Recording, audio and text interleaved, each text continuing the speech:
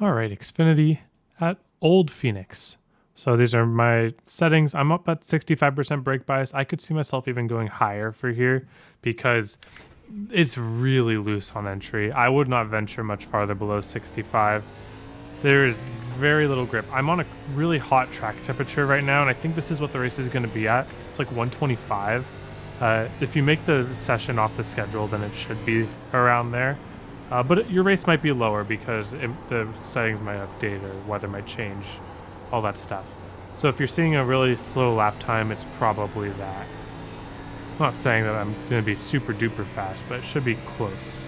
So I'm going to brake really early here. Whole goal of here is just to keep the car on the yellow line for as much in the corner as possible. We're going to end up making this a second lap most likely. If you slide up 1 and 2 too early, then it just kills your momentum off the corner. And here, you can kind of run second lane or you can roll the bottom. I like running the second lane, I think, but rolling the bottom might be better for tires. Got a good run off the corner there. So early braking, really early, like much earlier than you're used to with New Phoenix. And then just keeping the car on the yellow, and then just letting the car slide up there. Very good.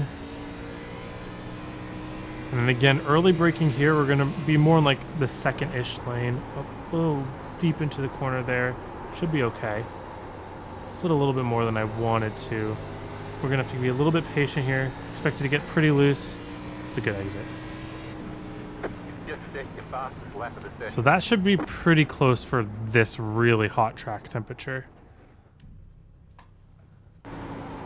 Yeah, 128 now. That's ridiculous. So corner entry here. See, like, look at how early I'm getting on the brake here. And notice I'm above my 20 to 30. You can probably go a little bit deeper than here and go like 50% braking. But I like to start turning in, and because I'm turning in just a little bit, I really can't go above this 40% mark. And then once I really start turning in, I'm trailing it back down to 20. And then once I'm really starting to turn the wheel, when I get to the bottom of the track, I'm down to 10.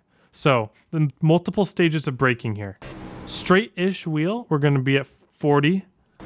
Then we're going to drag it 20 as we start to turn the wheel. And as we have our max turn, we want to be at 10. And the goal is you just want to have the car sit on this yellow line and then drive straight up the track like this on exit. It's going to be very, very easy for you to like throttle up like right here. And if you throttle up right here, you'll make the corner, but you got to wait a lot longer to get on full throttle to make the exit without hitting the wall. And you're just adding so much distance to yourself by not shortcutting the track that it's just faster to keep it on the bottom and then drive straight up like this. There's a little transition like right here where if you're not careful, it could spin you out.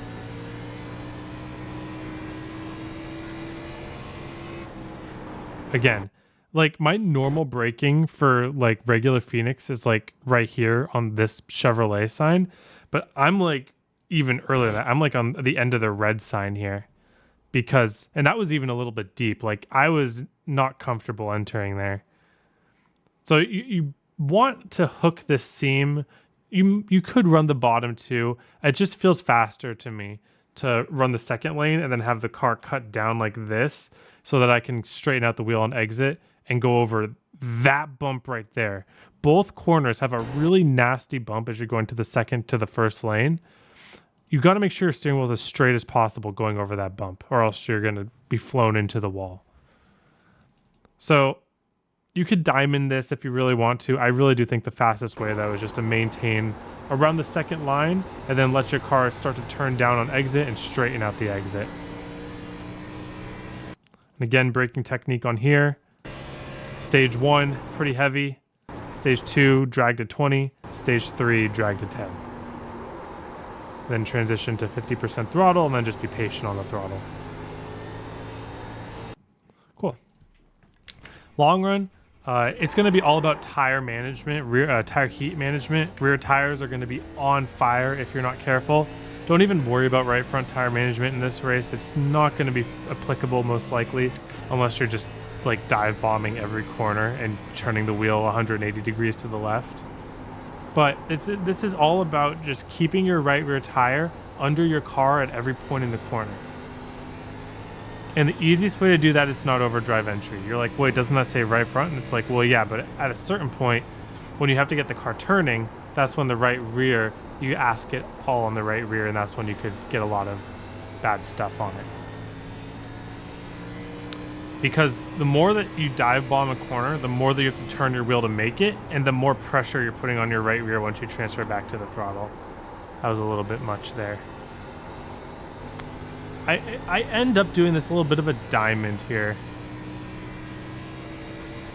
Early brake, just like really early brake into one. It's going to be tough with other people around you, I understand.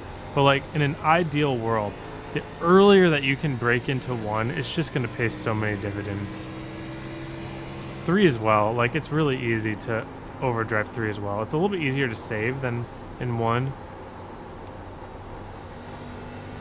But you just see how I'm very patient with everything, and I'm not even going too slow. But I'm just making sure everything in my power stays off the right rear tire. Oh, that was a little bit too early of a throttle up there. So you can see how much time I lose because I had to be I had to wait super long.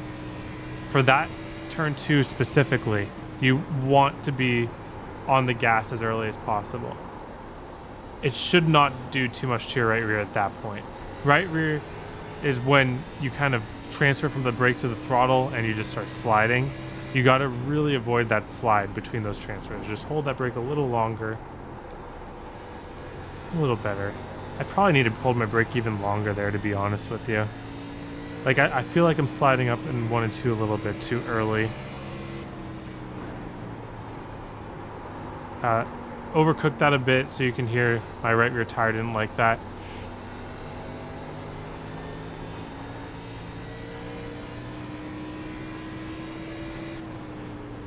So I'm going to hold my brake a little bit longer down here. Just really patient down here. Yeah. And then I get the better exit.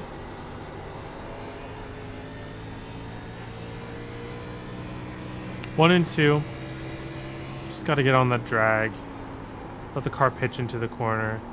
Oh, held the brake a little bit too long. That's how you end up on the apron. But that's okay. Tires won't hate us unless I overdrive exit. Do one more lap here. Super early. Just fight against your urges and brake even a little bit longer than you think so that you can really straighten out this exit right here without putting too much. See, that was too much. I had my wheel turn just a little too much as I was throttling, and it got me loose on the right rear. And that is how we add that heat that we don't want. And it's going to make the rest of our corners just a little bit more difficult. Ow. All right. But we should be able to see that the right rear is just on fire compared to the right front, if I had to guess. I could be wrong. That's pretty even. So you just got to manage it. But if you start sliding, especially on the hot track, that's when the right rear can get out of control. I'm glad it's even, though. That means I wasn't driving the worst ever. All right. Thank you all for watching. Hope you have a wonderful day. Hope to see you all on the track.